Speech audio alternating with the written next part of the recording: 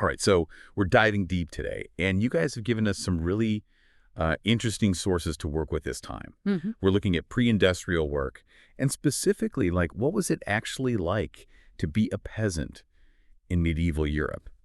I mean, we've got all these articles, right, that break down work hours over like centuries and centuries. And then we've got these forum discussions that get into, the nitty gritty of what daily life might have been like back then.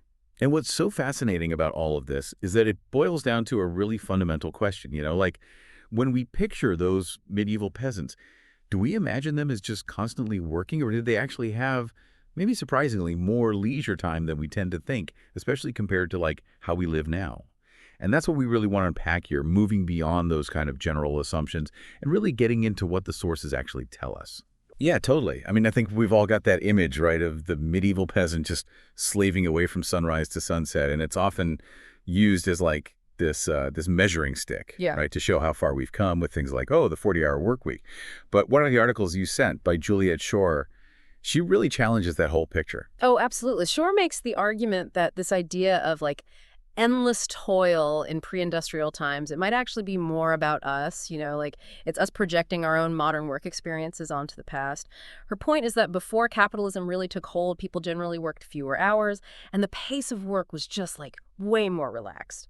She even quotes this Bishop Pilkington from back in the 16th century, who observed that laborers would regularly take breaks throughout the day, like for breakfast, lunch, a nap in the afternoon, even like mid-morning and mid-afternoon snacks. Right. An afternoon nap, like built into the workday? Okay, it's definitely not happening in my office. But Shore's point is that these weren't just like random breaks. They were seen as like the traditional rights of laborers, which is super interesting. And then, this is where it gets really mind-blowing. She suggests that like the mid-19th century, when industrialization was really ramping up, that was probably the most intense period of work effort in human history, like ever. That really makes you think twice about that whole progress narrative, doesn't it? For sure. And when you dig into the actual structure of the medieval workday, it does get more complicated and a lot more nuanced. So yeah, it's true that the workday could technically stretch from dawn to dusk, which we're talking like 16 hours in the summer, 8 in the winter. But you have to factor in those breaks we just talked about. Like those were serious interruptions. Right, right. And Shore even mentions this Oxford professor, James E. Thorold Rogers, who estimated that the average medieval workday was actually only about 8 hours long. It's kind of crazy to think that. Like, those folks pushing for the 8-hour workday back in the 19th century might have just been trying to get back to what their ancestors had centuries earlier. And what's really cool is the evidence Shore uses to back this up. She talks about servile laborers, which were basically peasants who were tied to the land and owed labor to their lords. So these folks were often only required to work like half a day for their lord. And get this, sometimes a full day of work was actually counted as a 2 days' works, meaning each one was expected to be shorter. And then you have like the artisan trades. There's data from the 14th century that shows an average workday of around 9 hours for masons, and that doesn't even include meals or breaks. Another study puts it even lower, like 8.6 hours. So even the skilled workers, not just farm laborers, had what we probably consider pretty decent hours today. But it's not just the length of the workday, right?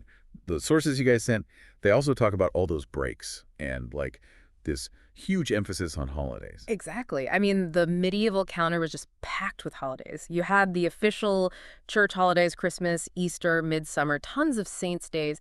And these weren't just like somber religious occasions. They were big celebrations with feasts and drinking, and the whole community would get involved. And these holidays happened all the time. They were like built-in breaks from work throughout the year.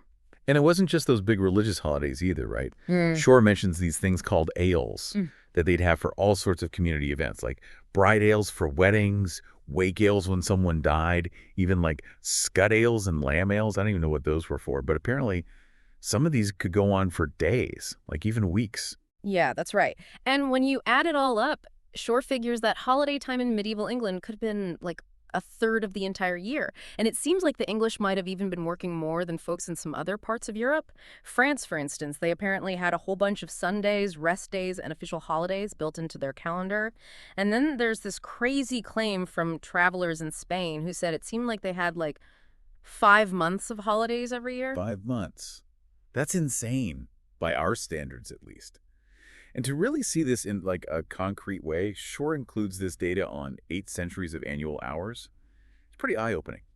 So in the 13th century, a UK peasant probably worked about 1,620 hours a year. By the 14th century, it's even less. It's like around 1,440 hours for a casual laborer. Compare that to the mid-1800s in both the UK and the US, where the average worker was putting in somewhere between 3,100 and 3,600 hours a year. Even as recently as 1987 in the US, the average was still around 1,950 hours, which is higher than those medieval numbers. So it really makes you think about how much harder people were working in those later periods. Definitely.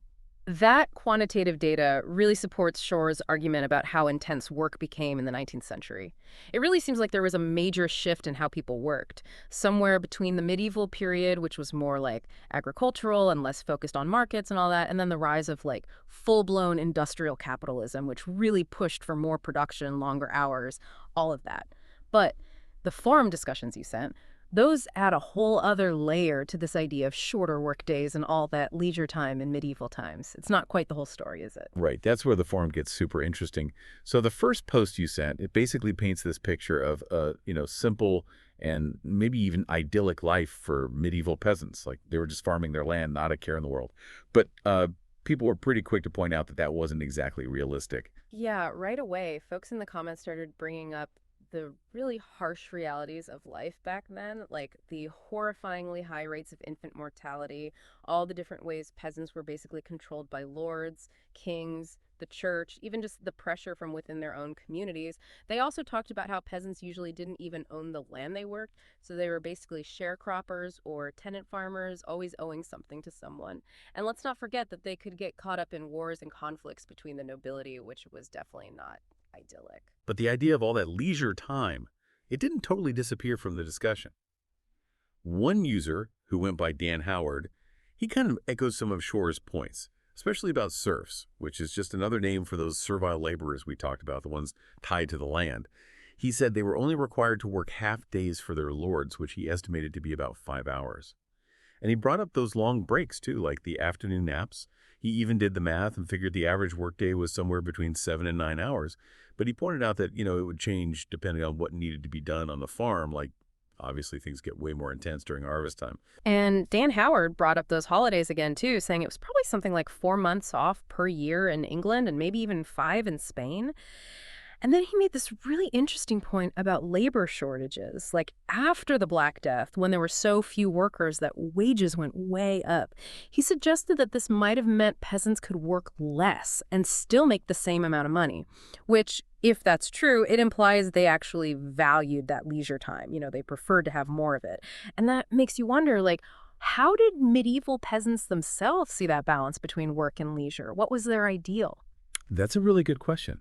But then you have other people in the forum, like a user named Pijo, who argued that while, yeah, the work peasants owed directly to their lord might have been limited, their overall workload was probably a lot bigger than that. It wasn't just about, like, plowing the lord's fields. Right. Rabataco goes into detail about all the essential work that had to be done around the house, stuff that we don't really think about as much because we have, like, stores and specialized businesses for all that now. But back then, it was all on them. This was before you could just go buy clothes or bread at the store, right? So they had to spin yarn, weave cloth, make all their own clothes. They had to cook over open fires, which meant chopping wood and keeping the fire going all the time. They baked their own bread from scratch. They had to constantly repair their houses, which, let's be real, were pretty basic to begin with. And then there's taking care of livestock, which was essential for food and for work on the farm. It was a completely different world where people had to be good at all sorts of things just to survive. And it wasn't just like the daily grind either, right? Robbo also mentioned all the work involved in like setting up and cleaning up after all those religious holidays and community events. It wasn't just like show up and have fun. Someone had to do all that behind the scenes work to make those things happen. Yeah, and this really shows how important that sense of community was for medieval villages. It wasn't just about each family working their own little plot of land. Like, another user, Pugsville, pointed out that people likely had a bunch of different skills that they used to help each other out, like making furniture, crafting clothes, fishing, building and repairing stuff. And then there's the fact that, the nobles would collect taxes, but often it wasn't in money. It was in, like, labor or goods that the peasants produced. So that's more work on top of everything else. Oh, and that thing about taverns in that first forum post. Turns out that wasn't quite accurate either. It wasn't like today where there's a pub on every corner. Right, like Dan Howard and some others pointed out, most villages just had ale houses, which were basically just people's homes where they'd brew and sell ale for a little while. It wasn't like a professional business or anything. It was a much less like commercialized and money-based economy back then. Okay, so shifting gears a bit, some of the articles you sent, like the one on daily medieval life, they give us a more like structured view of what it was like to be a peasant. They describe a typical medieval village as this cluster of houses, barns, and animal pens, all surrounded by fields. And their lives really revolved around that agricultural calendar. Like their whole existence depended on working the land to make sure they had enough food to survive. And even though families might have had their own little plots of land, a lot of the work was done together, like plowing and haying. They really relied on each other to get things done. Yeah, and the way they describe the houses is pretty bleak. We're talking dirt floors, hardly any light or fresh air, often sharing the space with animals. Like, it's definitely not the kind of place you'd want to spend a lot of time. Although they do say that towards the end of the medieval period, things got a little better for some peasants. Like, houses got a bit bigger, and some even had multiple rooms. And the food, well, it was basic, to say the least. Lots of porridge made from grains like wheat, oats, and barley, along with soups, stews, and whatever vegetables they could grow. Meat was a luxury most people couldn't afford, and they mostly drank ale or wine because clean water was hard to come by. The article on medieval manor really emphasizes that whole system too, where the peasants were basically under the control of these noble lords, owing them rent and services, including working the lord's own land, which was called the domain. This usually meant working 6 days a week, with Sunday being for church. And then there's that tithe where they had to give 10% of what they produced to the church, which just shows how many obligations they had beyond just their Lord. But it's interesting that the church also played a role in like marking the seasons with all these feasts and festivals, which would have been a nice break from all that work. It was a really intricate system with all these obligations to the Lord, the community, the church, and then the demands of the natural world, like when to plant and harvest and all that. And compared to the nobility, like it's described in medieval life and times, the difference is pretty huge.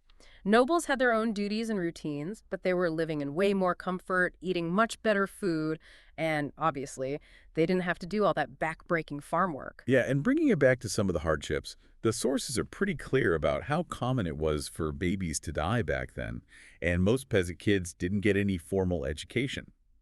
But it wasn't all doom and gloom, right? They did have ways to entertain themselves. Kids played with simple toys, usually made of wood, and adults had board games. They'd dance, things like that. And those fairs that came to town sometimes, those must have been a big deal, especially with all the traveling entertainers. Yeah, that would have been a big change of pace from their normal routine and a chance to connect with people from outside their village. But, day in the life of a medieval peasant also talks about how brutal the justice system could be. They even had things like trial by ordeal, which was basically like torturing someone to see if they were guilty. It's a good reminder that life back then was really precarious and people didn't have a lot of rights. And one thing that really stood out in that forum discussion was how central that idea of community was for medieval peasants. Mm. Like it was a completely different world than our individualistic society today. They had to rely on each other to survive, and there was this strong sense of like collective responsibility, even within that very hierarchical system. Now, let's talk about that claim that Shore mentions, and it also comes up in the Adam Smith Institute article about peasants maybe only working 150 days a year, especially in 14th century England. I mean, that's a pretty wild idea. It makes it sound like they had tons of free time. Yeah, that number definitely jumps out at you.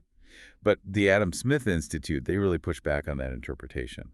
Their point is that 150 days probably only refers to the specific labor that peasants owed to their lord as a form of rent.